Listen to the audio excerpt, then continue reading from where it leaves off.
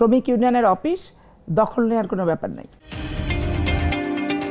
রাজশাহী জেলা মোটর শ্রমিক ইউনিয়নের ভারপ্রাপ্ত সাধারণ সম্পাদক রফিকুল ইসলাম সাহেবের নেতৃত্বে একটা বেশ মহড়া এবং ভাঙচুরের একটা ঘটনা ঘটেছে, ককটেল বিস্ফোরণ হয়েছে এবং এই ভদ্রলোক মহানগর শ্রমিক দলের আহ্বায়ক এবং সেইখানে এই মানে ধাওয়া পাল্টা ধাওয়াতে মোটর শ্রমিক ইউনিয়নের সাধারণ সদস্য ছাড়াও জাতীয়তাবাদী দল, যুব দল এবং শ্রমিক দলের নেতাকর্মীদেরও দেখা গিয়েছে এবং তারা আওয়ামী লীগের বিরুদ্ধে কিছু স্লোগানও দিয়েছেন। কিন্তু সরকারে থাকা অবস্থায় দখল নিতে এই কাজ করতে হবে কেন?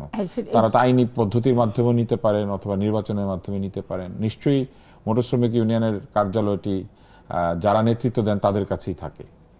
এখানে ব্যাপার হচ্ছে কি, আপনি যদি আমার ব্যক্তিগত মতামত চান তাহলে আমি রাষ্ট্রের নাগরিক হিসেবে আমি স্পষ্ট করে যেটা বলি যে শ্রমিক ইউনিয়নের অফিস দখল নেওয়ার কোনো ব্যাপার নাই, আর বেদখল করারও কিছু নাই।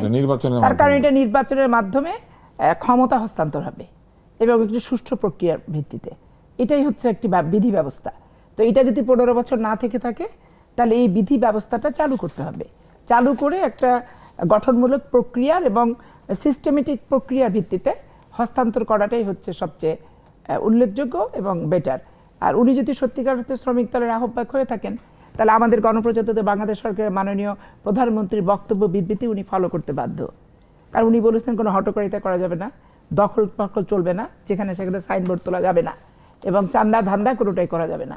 তাহলে দল করলে তাহলে সিস্টেম শৃঙ্খলা মেনে আনুগত্য রেখে যেটা চায় দলের ভাবমূর্তি নষ্ট হবে না এরকমই কাজ তৃণমূল থেকে শুরু করে আমাদের সবাইকে করতে হবে।